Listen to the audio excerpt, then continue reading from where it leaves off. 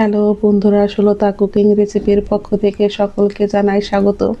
আজকে কিন্তু আমি দুধের খিরসা তৈরি করব। দোকান থেকে যে আমরা খিরসা কিনে খাই বন্ধুরা অনেক টাকা দিয়ে, যদি এইভাবে আমরা ঘরেই তৈরি করে নিই তাহলে কিন্তু খুব অল্প টাকা দিয়ে কিন্তু আমরা ঘরে সবাই তৃপ্তি সহকারে এবং মন ভরে খেতে পারবো। এই মজাদার দুধের খিরসা তৈরি করাও কিন্তু একদম সহজ। ঘরে থাকা উপকরণ মাত্র 3টা জিনিস দিয়ে কিন্তু এই খিরসাটা তৈরি করা হয়ে যায়।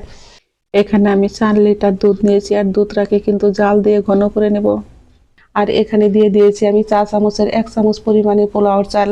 চালটাকে কিন্তু এখন আমি 1 চামচ পরিমাণে ঘি দিয়ে খুব সুন্দর করে ভেজে নেব। আর ঘি দিয়ে এই চালটা ভেজে নিলে কিন্তু খিরসার সেন্টটা আসে অন্যরকম, আর খেতেও হয় কিন্তু বন্ধুরা দুর্দান্ত মজার। এই রেসিপিটা কিন্তু আমার মায়ের হাতের।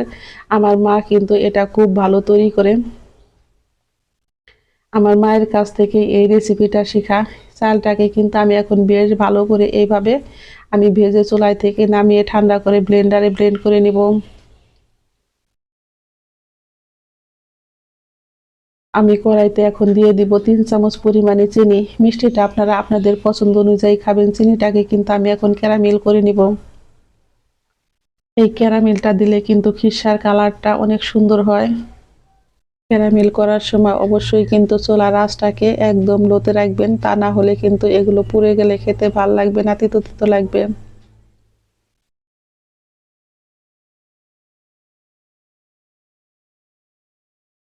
আমার চিনিটা কিন্তু একদম গলে গেছে আর অনেক সুন্দর কিন্তু কালার হয়েছে। আমি এখন চুলাই থেকে নামিয়ে নেব।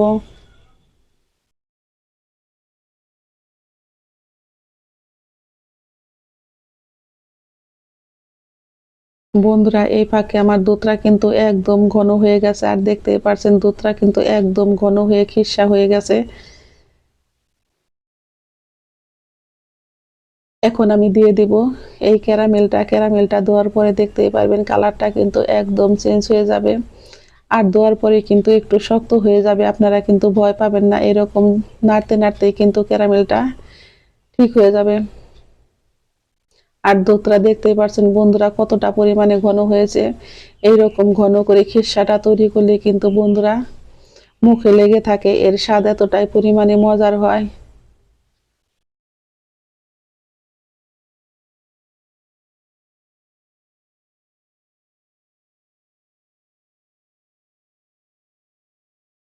এখন আমি এর মধ্যে দিয়ে দিব দুটো এলাচ।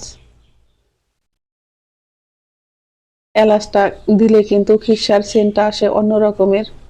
আমি এলাচটা দিয়েও কিন্তু আবারও দুধটাকে বেশ ভালো করে এইভাবে নেড়ে নেব। এখন আমি দিয়ে দেব গুঁড়ো করে রাখা সেই পোলাও চালের গুঁড়োটা। আমি কিন্তু 2 চামচ দুধ দিয়ে এইভাবে খুব সুন্দর করে গুলিয়ে নিয়েছি। চুলার আঁচটাকে কিন্তু আমি একদম বন্ধ করে দিয়েছি। এখন এই চালের গুঁড়োটা দিয়ে কিন্তু আমি গ্যাসটাকে অন করে দিব আর অনবরত নাড়তে থাকবো। নাড়তে নাড়তে এটা কিন্তু একদম ঘন হয়ে যাবে। হ্যালো বন্ধুরা, সুলতা কুকিং রেসিপির পক্ষ থেকে সকলকে জানাই স্বাগত। এই পর্যায়ে আমার খিরসার রেসিপি একটু যদি ভালো লেগে থাকে অবশ্যই একটা লাইক, কমেন্ট, শেয়ার এবং যারা আমার নতুন বন্ধু আছেন তারা আমাকে একটা সাবস্ক্রাইব করতে ভুলবেন না। আমার নতুন এবং পুরাতন সকল বন্ধুদের জানাই আমি অসংখ্য ধন্যবাদ। এইভাবে কিন্তু অনবরত চুলার আঁচটাকে আমি এখন মিডিয়াম টু লোতে রেখে অনবরত নাড়তে থাকবো যাতে নিচে লেগে না যায়। আর নিচে লেগে ধরলে কিন্তু এটা খেতে ভাল লাগবে না, পোড়া পোড়া একটা গন্ধ আসবে। আমার খিরসাটা কিন্তু ঘন হতে শুরু হয়েছে। আর চারপাশ দিয়ে এইভাবে কিন্তু আমি একটু উঠিয়ে নেব দুধের সরটা।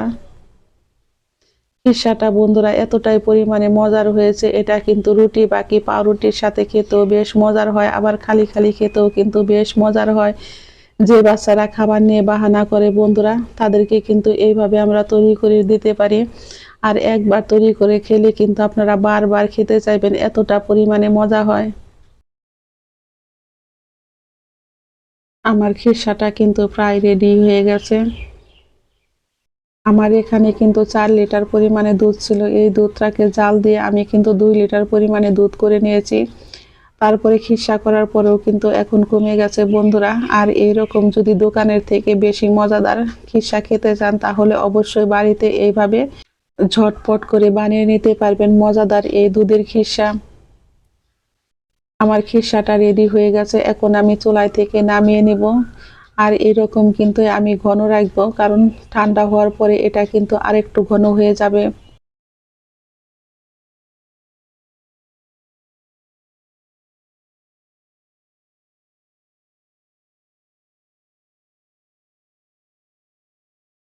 আমি নামানোর পরে দেখাচ্ছি বন্ধুরা, দেখুন কতটা পরিমাণে সুন্দর হয়েছে আর কি রকম ঘন হয়েছে।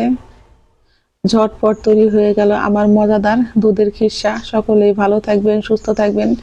আমি আবারও ফিরবো নতুন নতুন কোনো রেসিপি নিয়ে। আমার সকল বন্ধুদের জানাই আমি অসংখ্য ধন্যবাদ। এই খিরসাটা বন্ধুরা এতটাই পরিমাণে মজার হয়েছে আর এর স্বাদ মুখে লেগে থাকে।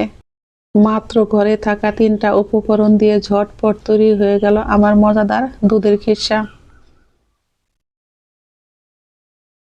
সকলেই খেয়ে কিন্তু আমাকে কমেন্ট বক্সে জানাতে ভুলবেন না কেমন হয়েছে।